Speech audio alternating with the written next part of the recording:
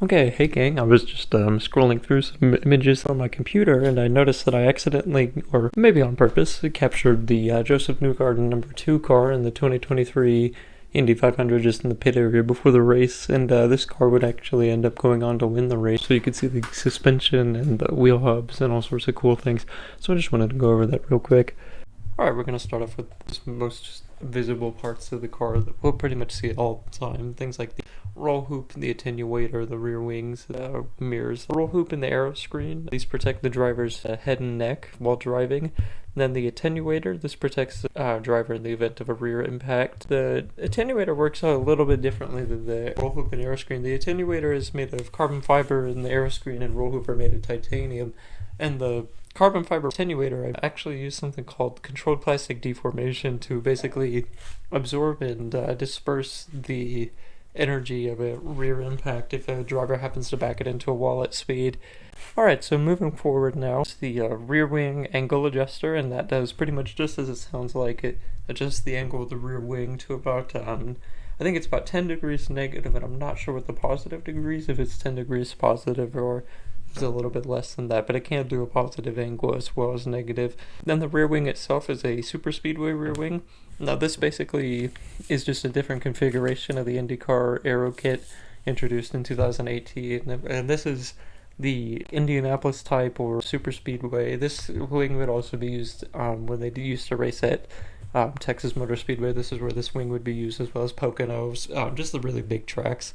It is a small wing, but it can still produce a lot of downforce, something like I think it's around 400 pounds of downforce. Alright, something else of interest here on the number 2 Penske car. The rear wing doesn't appear to have any gurney flap wickers. Now these are additional parts that can be attached in increments, and these are just designed to increase downforce on the rear of the car up to about 200 pounds. There is also a marginal drag penalty that is associated with these, so finding a setup that doesn't really use any of these is probably the most ideal, I'd say.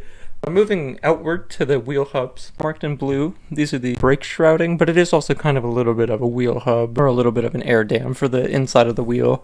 This largely conceals the brake discs and provides a little bit of cooling. That's what those holes are for in the shrouding. Marked in light purple is that brake disc that I just talked about. Then the brake calipers are marked in green, and then on the inside of those are some brake pads. Now towards the center of the car, just in front of the brake calipers, we can see the axle where the wheel is attached and aligned onto the wheel hub. These little red protruding, what they look like lugs, those just help to align the wheel onto the wheel hub. They don't actually have any sort of threading on them.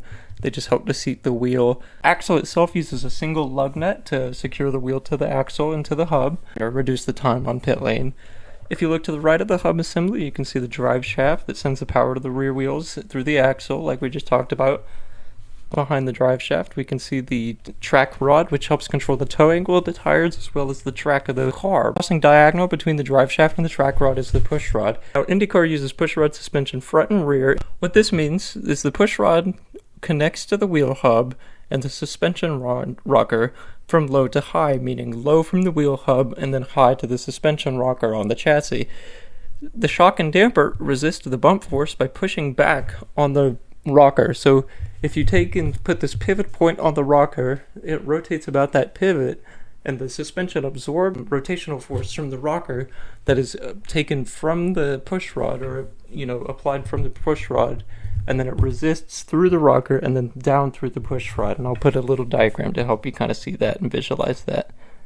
Just above and below the push rod are the A-arms, upper and lower. These help to align the wheel vertically, not only while in pit lane, but as well as while the wheel is moving through its range of motion. In the center, I've mentioned them a few times now, but we can see the rocker. Attached to the rocker, we can also see in pink, is the anti-roll bar. Just behind the shocks and dampers, marked in red, is the ECU, essentially just the brains of the engine, controls the turbo and the engine fuel mixture and things like that. Now, left of that, we can see the radiator assembly with its mount, the radiator, and a stay that all helps secure it and keep it level in place. And we can also see a water or fluid hose going back to the center of the car. And just to the left of this shot, we can see the floor. It may look bulbous, but that may be for a reason. It looks like kind of an upside-down airfoil or an upside-down airplane wing. This may help to feed clean air into the diffuser assembly. Speaking of which, we'll now talk about this diffuser assembly. Marked in orange, we can see the diffuser edge, which appears to have a slight cutout towards the lower corner here. Inbound are the diffuser strakes, which control the airflow and create a clean channel of air through the diffuser. The diffuser takes the air from the center and the front of the car that's channeled through the floor, and provides a clean exit expansion tunnel that creates a low pressure zone at the rear of the car, helping to generate some downforce and stabilize the car at high speed. In the center, marked in green, is the engine starter, and tucked away behind that is the X-Track P1011 6-speed sequential gearbox. And further behind that is the 2.2-liter V6 turbocharged Chevy IndyCar engine. The center of the car is a 70-liter fuel tank. And that's for the most part what is visible in this angle. There's a few other parts that you may be able to make out. I probably haven't gone into as much detail as I should have on some of these parts here. In that case, if you know any more details, feel free to elaborate in the comments, or if I got something wrong, just feel free to let me know. For now, this has been South East Rev Rats, just recapping some old pictures I found of the 2023 Indy 500 winner's car.